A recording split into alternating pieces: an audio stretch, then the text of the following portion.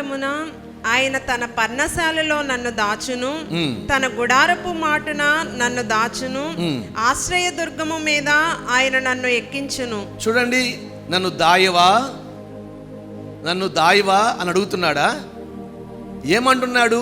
అతను పలుకుతున్న మాటలలో కలిగి ఉన్న స్థితి మనం గమనిస్తే, దావీదు పలుకుతున్న మాటల్లో ఏమని, ఆయన నన్ను దాస్తాడు అంటున్నాడు. అంటే ఆ మాట ఎలాగుందంటే అది విశ్వాసముతో కూడినదై ఉంది. నమ్మిన వారు స్తోత్రం చెప్పండి బిగ్గరగా. హల్లెలూయా. ఆపద కాలం అనేది ప్రతి వారి జీవితంలో వస్తుంది. ఆపద సమయాలు అనేవి ఉంటాయి. ఎప్పుడు మంచి దినవలే కాదు, కొన్నిసార్లు కొన్ని పరిస్థితులు మనకు ఎదురవుతాయి. విశ్వాస యాత్రలో ఎదురయ్యే పరిస్థితులు ఏవైతే ఉన్నాయో ఆ పరిస్థితులు ఒకవేళ ఆపత్కాలం అనేది వస్తే ఆయన నన్ను దాస్తాడు. విశ్వాసంతో పలుకుతున్న మాట అంటే విశ్వాసం ఉన్న వారిని ప్రభువు దాచగలడు. ఆయన రెక్కల క్రిందకి ఆయన తెచ్చుకోగలడు. ఈరోజు నువ్వు ప్రభు చేత దాచబడాలి అంటే నీకు నాకు మనందరికీ ఉండవలసింది ఏదనంటే ఏముండాలి? విశ్వాసం ఉండాలి. ఆమేన్. హల్లెలూయా, హల్లెలూయా. నీ విశ్వాసం నిన్ను ప్రభు చేత దాచేట్లుగా చేస్తుంది.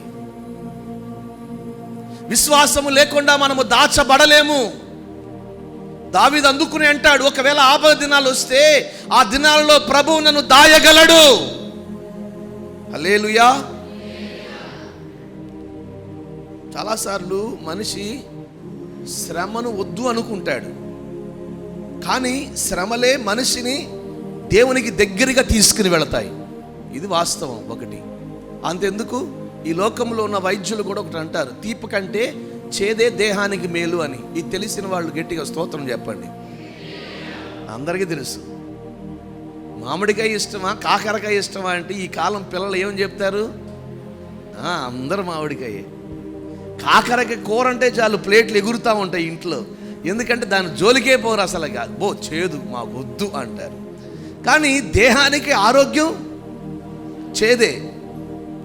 ఎప్పుడు చూసినా తీపి పదార్థాలే నచ్చినవే రుచికరాలు మసాలా పడతారు. కానీ ఈ చేదును దేహంలోనికి పంపడం మనిషి చేయట్లేదు. కాబట్టి కొన్ని రకాలైన వ్యాధులు వస్తున్నాయని వైద్యులు చెప్తున్నారు. భక్తుడు అంటాడు, జీవితంలో ఒకవేళ ఆపద కాలం అనేది వస్తే, ఆ చేదు పరిస్థితులు వస్తే, ఆ శ్రమల గుండా వెళ్ళవలసి వస్తే నా విశ్వాసం ఒకటే, ప్రభు నన్ను దాస్తాడు. హల్లెలూయా. నిజమే, విశ్వాసంతో పలుకుతున్న మాటలు ఇవి. వస్తాయేమో అని కాదు, ఆపద కాలం ఒకవేళ ఉంటే నా బ్రతుకులో ఆ దినమందు కూడా ప్రభు నన్ను దాయగలడు.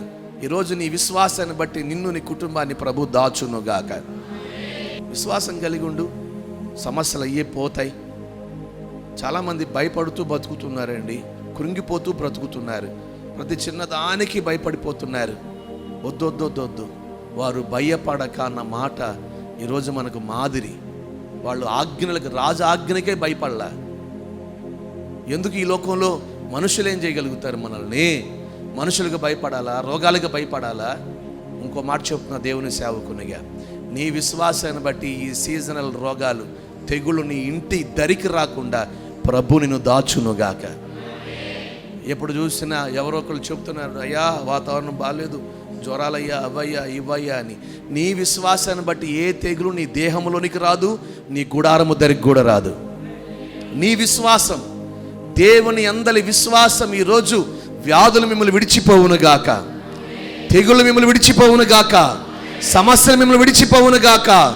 ప్రభు చేత మీరు మీ కుటుంబాలు దాచబడుదురుగాక. ఇంత క్లారిటీ స్పష్టంగా సెలవిస్తుండగా దేవుని మాటలు విశ్వాసం ఉంచి వెళ్ళండి, ప్రభు చేత దాచబడండి. అటువంటి కృప దేవుడు మనకు దయచేయునుగాక.